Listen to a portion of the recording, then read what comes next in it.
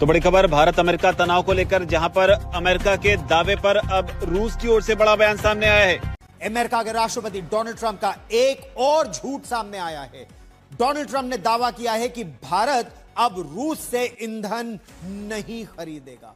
उनके इस दावे के तुरंत बाद भारत के वो ये है कि भारत को लेकर रूस ने भी बड़ा बयान दिया है। रूसी सदर व्लादिमीर पुतिन ने ट्रंप को खबरदार कर दिया, कहा दोस्तों जिस घड़ी का इंतजार था वो घड़ी आ गई। आज इंडिया ने फाइनली यूएस समेत पूरे यूरोप को शटअप कॉल दे दी है। बोलते रहे और पूरा वेस्ट चुप खामोशी से सुनता रहा, पर जी पुतिन ने प्रॉपर सपोर्ट किया है अपने फ्रेंड्स इंडिया को। रूसी राजदूत हैं डेनिस एलिपोव, उनका बयान सामने आया है। रूस ने कहा कि अब भारत के सबसे विश्वसनीय ऊर्जा साझेदार हैं।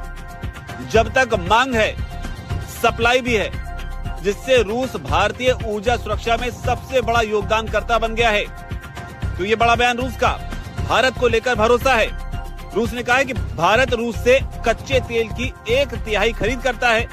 हम इस बाजार लागत के प्रभावी विकल्प हैं। भारत और रूस के संबंध विश्वास की ठोस नींव पर आधारित हैं और रूसी तेल की खरीद भारतीय अर्थव्यवस्था के लिए महत्वपूर्ण है।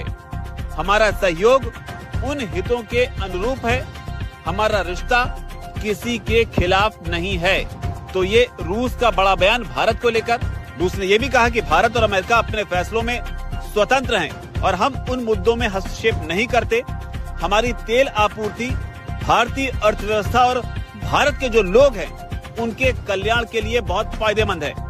तो ये रूस का दावा। रूस ने आगे ये भी कहा कि भारत की जो सरकार है उसकी जो नीतियां हैं वो वहां के लोगों के हितों को प्रतिबिंबित करती हैं और वे भारत के हितों का विरोध नहीं करती हैं। तो ये रूस कह रहा है। अचानक से क्या चमत्कार हुआ है कि पाकिस्तान के हर टीवी चैनल, बड़े बड़े टीवी चैनल्स जिसपे आप भी जाया करते हैं, उन पे अचानक से जो है वो डोनाल्ड ट्रंप साहब की जो स्पीच है दिखाई गई, जो कि ट्रंप साहब, आप इसको कैसे देख रहे हैं? क्योंकि ये फायदा दोनों साइड से, क्योंकि आप देखें तो इंडिया भी एक बहुत बड़ी मार्केट है, तो क्या यूएस इसको लूज करने का वो मुतहम्मिल हो सकता है? और दूसरी चीज ये कि जब हमने देखा था कि अमेरिकी जो डोनाल्ड ट्रंप हैं प्रेसिडेंट, उनका मूड भी बड़ा चेंज होता है। जब चाइना की जानिब गए तो उन्होंने पहला जो पैगाम था वो यही कि पुतिन और मोदी साहब चाइना को प्यारे हो गए हैं। उसके बाद उन्होंने कहा जी हमें इंडिया की जानिब से ऑफर आई है 0 टैरिफ यूएस गुड्स पर लगाने की, लेकिन हमने उसको डिक्लाइन कर दिया, बहुत देर हो चुकी है। लेकिन उसके बाद अब ये खबरें आना, तो उनके मिजाज को देखते हुए क्या नतीजा आज निकलते हुए देख रहे हैं आप? और इसी बीच रूस के उप प्रधानमंत्री अलेक्जेंडर नोवाक ने कहा है कि हम अपने साझेदारों के साथ लगातार सहयोग कर रहे हैं। रूस ने कहा है, रूस के उपराष्ट्रपति ने कहा है कि उन्हें पूरा भरोसा है कि हमारे पार्टनर हमारे साथ लगातार काम करते रहेंगे। यानी भारत के साथ संबंधों को रूस महत्व देता है, जबकि अमेरिका के राष्ट्रपति डोनाल्ड ट्रंप उस बने बनाए संबंध को बिगाड़ने पर इस समय तुले हुए हैं। एक तो उनकी इकॉनमी इतनी स्ट्रांग है और इतनी पावरफुल इकॉनमी है, और दूसरी वो ट्रू डेमोक्रेसी है। ऐसा नहीं है कि उन मोदी के मैंडेट पे कोई क्वेश्चन नहीं कर सकता इंडिया में। वो एक अनडिस्प्यूटेड इलेक्शन जीत के आया हुआ है। और रशिया से उनके तल्लुकात आज के नहीं है, ये जब से इंडिया और पाकिस्तान बने हैं, ये तल्लुकात उनके तब से हैं। इंडिया इस वक्त खुद एक ऐसी पावरफुल ताकत बन चुकी है जो अमेरिका का मुकाबला भी कर सकती है, ठीक है, चाइना का मुकाबला भी कर सकती है। इतनी तरक्की कर चुके हैं कि पहला वो मुल्क इंडिया ही है चंद्रयान 3 जिस साइड पे उतरा था नॉर्थ एरिया में, उस साइड पे अभी तक अमेरिका जैसा या चाइना जैसा भी अपना कोई सारा लॉन्च नहीं कर सका। ठीक है, बता दिया कि टेक्नोलॉजी में हम अमेरिका के भी बाप हैं। इस चीज की कभी परवाह नहीं करता, क्योंकि वो एक बहुत पावरफुल इकॉनमी है। यूरोप ने हमेशा उनकी इस चीज़ से मुखालफत तो की है, लेकिन खुल के उनके खिलाफ कुछ कर नहीं पाया। पहले जब यूक्रेन वार हुई तो हमें उन्होंने ऑयल इंपोर्ट करने से मना कर दिया। हमने उनकी बात यूरोप की मान ली, एब्सोल्युटली नॉट इन प्रैक्टिकल हमने कह दिया। लेकिन इंडिया ने तब भी उनसे पेट्रोल और बाकी चीज़ें इंपोर्ट की और उसको बहुत डिस्काउंटेड प्राइस पे परचेज की, और बाद में फिर इन्हीं यूरोपियन कंट्रीज को उसने बेचा। हाँ, बिल्कुल, हाँ।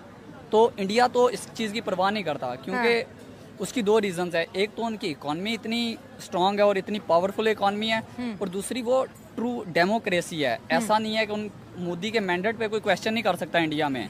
करना चाहता हूं, क्योंकि वो जिस तरीके से वो अपना यूक्रेन में लड़ रहे हैं उसको सपोर्ट कर रहे हैं चाइना और हिंदुस्तान, लिहाजा वो कहते हैं ये मेरे लिए अच्छा है। और इस मामले में यूरोपियन यूनियन भी अमेरिका के साथ खड़ी हुई है कि जी जिस तरीके से तेल ख़रीदा जा रहा है और बावजूद इसके कि वो आप देख लें, अब तो वो रोमानिया तक, उनके पोलैंड के बाद रोमानिया भी आपने देखा कि ड्रोन जाना शुरू हो गए हैं रशिया के। तो मेरा ख्याल है इस वक्त जिस तरह नाटो और अमेरिका सोच रहे हैं उसमें सूरत हाल जो है ना हिंदुस्तान के लिए इतनी अच्छी नहीं है। मैं आज आपकी वीडियो सुन रही थी, तो उसमें आपने जो तारीफें की है कि उन्होंने जो बटरिंग की है शहबाज शरीफ साहब ने, आप उसे बहुत सपोर्ट कर रहे थे कि भाई कोई बात नहीं, अगर इतनी ट्रम्प की बटरिंग की है, जाकर उन्होंने कह दी वाह जी वाह, आपको तो नोबेल प्राइज जो अभी हो भी चुका अगले साल के लिए, अभी से उन्होंने नॉमिनेट कर दिया। सब लोग हंस रहे थे, जो पीछे खड़े हुए थे, वो जो इटालियन प्राइम मिनिस्टर है वो तो बेचारी यूं खड़ी हुई थी, उनको तो लग ही रहा था ये चल क्या रहा है सर। तो सर इतनी बटरिंग हम इस वक्त ट्रम्प की करने में लगी हुई है हमारी गवर्नमेंट, आखिर चक्कर क्या है? देखिए मैडम, दाल में कुछ काला है। मैं कहता हूँ पूरी दाल ही काली है।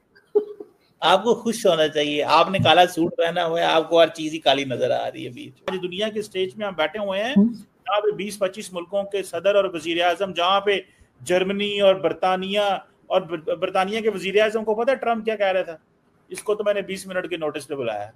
अब खुदा की कसम बेइज्जती कर दी उसने बरतानिया के वजीर आजम की। कहता 20 मिनट की, उसको स्टेज पे बुला के कहता है majority of these people came on 20 minutes notice, ठीक है।